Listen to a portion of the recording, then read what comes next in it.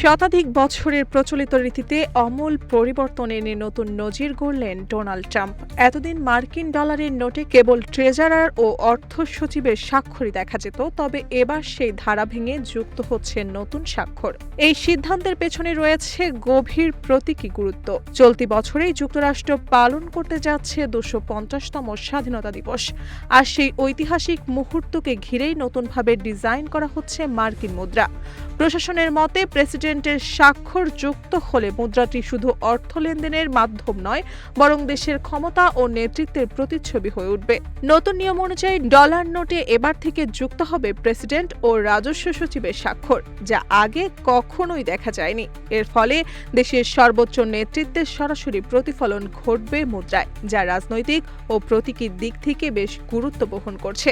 তবে এ বিষয়ে এখনো প্রকাশ্য কোনো বক্তব্য দেননি ট্রাম্প, তাই বিষয়টি নিয়ে কৌতূহল আরও বাড়ছে। অনেকে এটিকে ইতিহাসের এক ব্যতিক্রমী সিদ্ধান্ত হিসেবে দেখছে।